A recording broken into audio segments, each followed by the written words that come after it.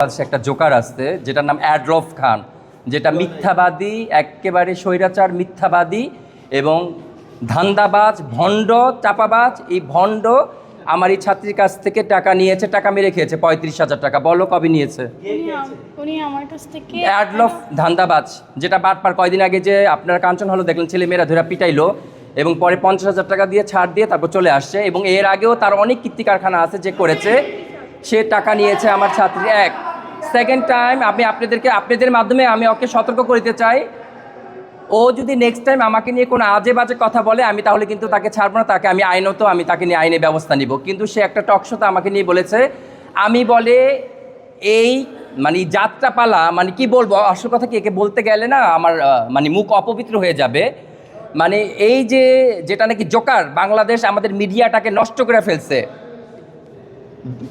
42 কেজির গহনা পরে বলে আসছে, যেটা ওজন দিলে হাফ কেজি ওজন হবে না, নিউ মার্কেটে বিক্রি করে। যে চাপাবাজি কথা বলে, নাকের মধ্যে নোলক লাগিয়ে, ফ্রক পরে, আলগা চুল লাগিয়ে স্টেজের মধ্যে নাচ করে বেজ্জতি করছে, পুরা আমাদের মিডিয়াটাকে বিকলুষিত করছে। মানে ওর জন্য পুরা মিডিয়া পাড়াটা নষ্ট।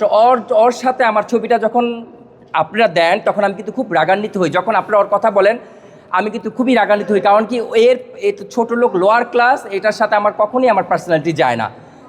ও একটা প্রোগ্রামে যে এনটিভি প্রোগ্রামে যে বলে, আমি বলে ওকে ধারণ করি, হিজড়ার বাচ্চা, তোকে আমি ধারণ করি, জুতা পিটা দিয়া তোকে লাল বানায় ফেলবো, বেয়াদব হিজড়া কোথা। ও হচ্ছে বাটপার, চিটার। আমার এই ছাত্রী 35,000 টাকা নিয়েছে ওর মুখ থেকে শুনেন, এখন ওকে ক্লাস করে না, অথচ আমার কাছে ভর্তি হয়ে 4-5টা প্রোগ্রাম করে ফেললো। বলো মিডিয়ার সামনে বলে, সব প্রুফ আছে। ও আইনি ব্যবস্থা নিবে টাকা না দিলে। আমি হেড অফ খানের কাছে 7 থেকে 8 মাস আগে ভর্তি হয়েছিলাম। তো উনি বলছিল যে ওনার ক্লাস নাকি কয়দিন পরে স্টার্ট হয়ে যাবে এরকম করতে করতে 8 মাস সে ঘুরাই ফেলছে। আমি মাঝখানে যখন দেখছি যে অনেক দিন হয়ে গেছে তার ক্লাস স্টার্ট হচ্ছে না, আমি চাইছিলাম যে আমার টাকাটা ব্যাক নিতে। ইভেন আমি তাকে ভালোভাবে বলছিলাম যে হেড অফ ভাই আমার টাকাটা আপনি ব্যাক করে দেন, আমি আপনার কাছে ক্লাস করবো না। স্টিলও আমি ভালোভাবে তাকে বলছি যে ভাইয়া টাকা আমার ব্যাক করে দেন, কিন্তু সে আমার টাকাটা এখন স্টিল ব্যাক করে না, ঘুরাচ্ছে। আছে যে আমি যে তাকে পেমেন্ট করছি, তার সাথে কথা। কয় মাস হবে এটা? কয় মাস? 8-9 মাস হয়ে গেছে। 8-9 মাস 35,000 টাকা সে দিয়েছে, অনেক কষ্ট করে এই মেয়েটা, কিন্তু মেয়েটার টাকাটা ফেরত দেয় না এই ধান্দাবাজ ভণ্ড বাটপার। সো এই ভণ্ড বাটপারের জন্য আজকে আমাদের মিডিয়াটা খারাপ। আজকে আমার নামটা সাথে যাচ্ছে, আমার নামটাও খারাপ হচ্ছে। যে রুমিকা রিওমনে এর মতো, কারণ কি এ দেখবেন যা করে, নাচ পারে না, নাচটাকে বেজ্জতি করে ফেলছে। আমি একজন নৃত্যশিল্পী, ওর কত বড় সাহস, ও ক্লাসিক্যাল ডান্স কোর্স করার কথা বলে নাচটাকে বেজ্জতি করে ফেলছে। এটা নিয়ে ওকে মামলা করা উচিত। ও নাচ তো পারে না, নাচটাকে বেজ্জতি করছে, ড্রেস পরে বেজ্জতি করছে। ইভেন সে মানুষের কাছ থেকে টাকা খেয়ে প্রত্যেকটা স্টুডেন্টের কাছ থেকে, তার এরকম অনেক কাহিনী আছে, সে খেয়ে এরকম মানুষের কাছ থেকে প্রতারণা করছে। তার জন্য এখন আমাদেরকেও মানুষটা ওই চোখে দেখে। এই জন্য আমাদেরকে মানুষ সুদর্শন বলে। কেন? সুদর্শন একটা বক হয়ে গেছে, একে বলাতে এটা হয়ে গেছে। তো ওর সাথে তো আমাদের স্ট্যাটাস কখনই যায় না। ও হচ্ছে একটা জোকার, ওর ড্রেস আপ সব হচ্ছে জোকার। ও জোকারি করে এগুলা পরে ঝুলনি মুলনি লাগায় পড়ে, আর ওকে বলে আমরা ধারণ করি, ওকে বলে আমি বলে কপি করি। একেবারে আমার সামনে পাইলে না জুতাটা খুলে এখন 2 গালের মধ্যে দিতাম। বেয়াদব স্টুপিড কোথাকার, তোর যোগ্যতা আছে আমার কাছে আসার, আমি এটা বলতাম না।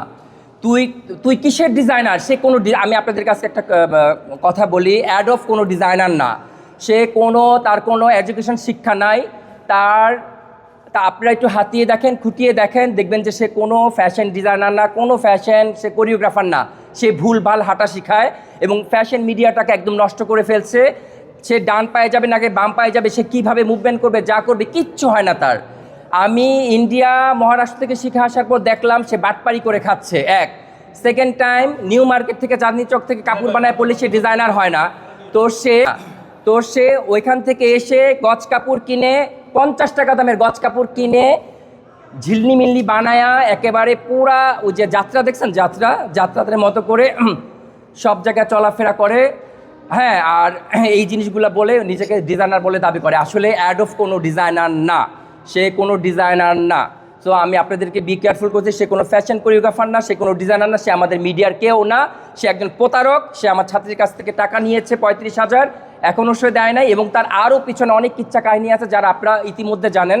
কাঞ্চন হল থেকেও মানুষের টাকা মেরে রেখেছিল, তারপর তাকে ধরে নিয়ে কি করেছে, তারপর ছেলেরা পানিশমেন্ট দিল মতো, পানিশমেন্ট দেওয়ার পর পরবর্তীতে কী করেছে, সে টাকা ছুটিয়ে একজনের কাছ থেকে টাকা 50,000 দিয়ে তারপর তাকে ছুটাইছে।